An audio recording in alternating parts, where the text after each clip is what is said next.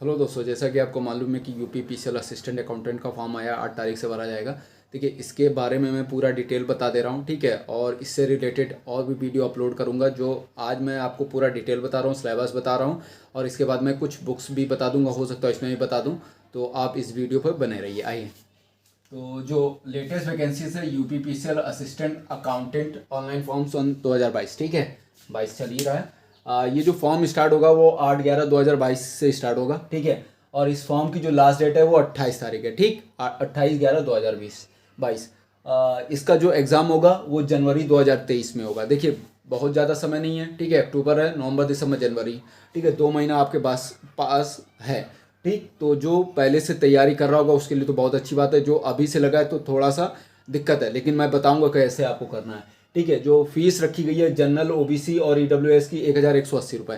देखिए, बहुत लोगों से मैंने बात करी है, अभी भी ईडब्ल्यूएस का सर्टिफिकेट नहीं बनवाए हैं। तो अगर आप ऐसे एग्ज़ाम दे रहे हैं और एलिजिबल हैं ईडब्ल्यूएस के, उस श्रेणी में आते, तो ईडब्ल्यूएस सर्टिफिकेट बना ले। देखिए, नौकरी पाना चाहे जैसे पानी है, आपको नौकरी पानी है ना, तो किसी भी, लेकिन हाँ, इलीगल तरीके से नहीं है। ठीक है, अच्छा, जो फीस की बात मैंने 1180 है। SC ST के लिए 826 है। और जो एज रखी गई मिनिमम 21 होनी चाहिए, मैक्सिमम कितनी 40 होनी चाहिए। ठीक, तो ये हो गया थोड़ा सा इन्फॉर्मेशन। अब बात कर लेते हैं कि क्या है। तो असिस्टेंट अकाउंटेंट, ये दिख रहा है आपको, असिस्टेंट अकाउंटेंट नेम है, जिसमें टोटल 186 पोस्टें दी गई हैं। और जो एलिजिबिलिटी क्राइटेरिया दिया गया है, बैचलर डिग्री इन कॉमर्स किसी भी यूनिवर्सिटी से। ठीक है, ये मिनिमम क्वालिफिकेशन होनी चाहिए। अच्छा, जो सीटें दी गई हैं वो 79, जनरल की है, ईडब्ल्यूएस की 18, ओबीसी की 47 है, एससी के लिए 37 है, एसटी के लिए 5 सीटें और टोटल 186 पोस्टें। ठीक, तो ये हो गया आपका। 2 सेट में पेपर होगा, फर्स्ट पेपर और सेकेंड पेपर। ठीक है, पहला पेपर होगा 50 नंबर का, दूसरा होगा 150 नंबर का। ठीक, आइए, तो जो लिखित परीक्षा है वो 2 पार्ट में होगी। प्रश्न पत्र के 2 भाग होंगे। पहला जो होगा 50 क्वेश्चन, ठीक है, 1-1 नंबर का होगा, एवं दूसरा जो होगा 150 नंबर का। ठीक है, अच्छा, सभी में निगेटिव मार्किंग रखी गई है। ठीक, अच्छा, उससे पहले क्या है कि कंप्यूटर में आपको 50% अंक लाने अनिवार्य है। अदरवाइज क्या होगा, दूसरा पेपर सेट नहीं चेक होगा। अगर आप कंप्यूटर में पास नहीं हो पा रहे हैं, नहीं मिनिमम उसका क्राइटेरिया का पास कर पा रहे हैं, तो दूसरा वाला आपका नहीं चेक होगा। ठीक, तो प्रथम भाग में डोएक के स्तर का कंप्यूटर प्रश्न पत्र होगा, ओ लेवल का। देखिए, आज के टाइम में ओ लेवल करना इंपॉर्टेंट, बहुत ज़रूरी है। जो गवर्नमेंट सर्विस की तैयारी, गवर्नमेंट जॉब की तैयारी कर रहे हैं, तो ओ लेवल कर लें। उसका फ़ायदा देखिए, ओ लेवल एक सर्टिफिकेट से ही नहीं है। ठीक है, कि आपने एक सर्टिफिकेट ले लिया, उससे क्या होगा कि आपको एक तो कंप्यूटर ज्ञान आ जाएगा। ठीक, बेसिकली क्या होता है, जो ओ लेवल कर लिया वो किसी भी एग्ज़ाम में बैठेगा, कंप्यूटर से रिलेटेड किसी भी एग्ज़ाम में बैठता है, तो उसको कहीं पर भी दिक्कत नहीं होगी। ओ लेवल पढ़ा नहीं होता है, इसलिए उसको दिक्कत होती है। तो या तो थियोटिकल नॉलेज आ जाती है, वो कहीं से पढ़ लेता है, लेकिन प्रैक्टिकल नॉलेज क्या होती है, नहीं आ पाती। तो प्रैक्टिकल के लिए आपको करना ही पड़ेगा।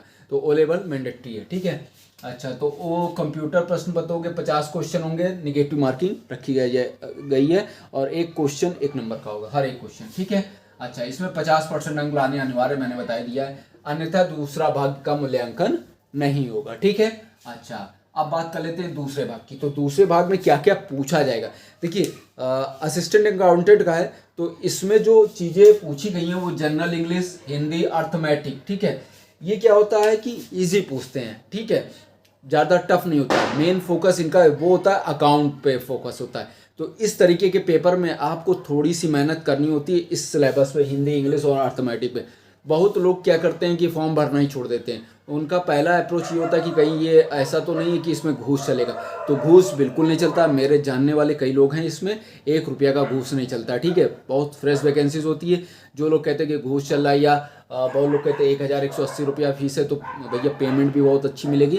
तो उस हिसाब से आपको 1000 रुपये कुछ नहीं है। ठीक है, आपको फॉर्म भरना है। अगर आपकी तैयारी अच्छी तो आप फॉर्म जरूर भरिए। ठीक है, ये सब बहानेबाजी होती है कि मतलब घूस चलता है, या पेपर टफ आता है, या पेपर टफ का छोड़ दीजिए, फीस बहुत ज़्यादा रखी है। जब अगर जो बंदा पढ़ा नहीं होता, जिसका सर मान लीजिए कॉमर्स से है और पढ़ा नहीं है और तैयारी अच्छी नहीं है, तो वो सब ये ब्लेम लगाएगा। और जिसने पढ़ाई करी है, जिसका सब चीज़ें सही हैं, वेल है, उस पर नहीं सोच रहा है कि घूस पे, तो उसको कोई दिक्कत नहीं है, वो फॉर्म जरूर भरेगा, चाहे हो चाहे ना हो। ठीक है, ये कम से कम क्या होगा कि 70-80% करके तो जरूर आएगा, चाहे हो चाहे ना हो। ठीक है, तो ये ध्यान रखेगा। ठीक, आइए, अच्छा, अब बात कर लेते हैं उनके दूसरे भाग का। तो मैंने बता दिया, तो इसके लिए क्या है कि जो पेपर आए हुए हैं प्रीवियस ईयर के, ठीक है, असिस्टेंट अकाउंटेंट्स के पेपर इससे पहले भी हुए हैं 2021 और भी हुए हैं उससे पहले, ठीक है, तो उसके पेपर आप देख लीजिए और उसी अकॉर्डिंग तैयारी करने लगिए। देखिए हिंदी में कोई दिक्कत नहीं होगी, इंग्लिश बहुत टफ नहीं पूछा जाएगा, यूपी का एग्जाम में तो बिल्कुल टफ नहीं पूछा जाएगा। अर्थमेटिक की बात है तो अर्थमेटिक में आपको थोड़ा बहुत पढ़ना पड़ेगा, तो वो आप पढ़ लेंगे, ठीक।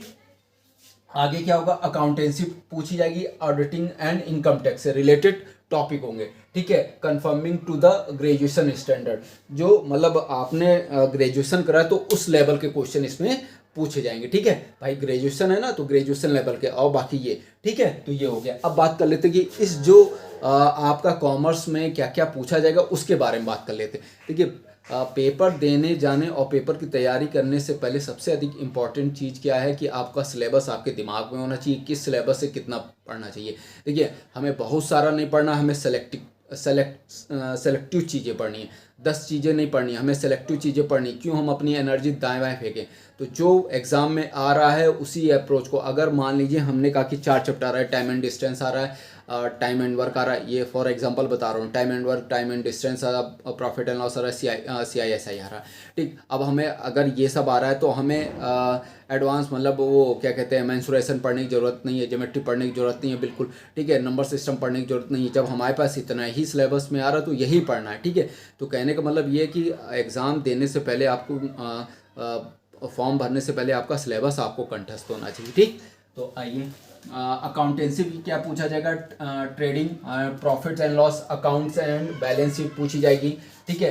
बिल ऑफ एक्सचेंजेस पूछा जाएगा, सेल्फ बैलेंसिंग, ठीक है। लेजर एंड सिलेक्शन बैलेंसिंग पूछा जाएगा आपसे, ठीक है। Capital and revenue, receipts and payments पूछा जाएगा, इनकम से रिलेटेड पूछा जाएगा, एक्सपेंडिचर अकाउंट हो जाएगा, ठीक है।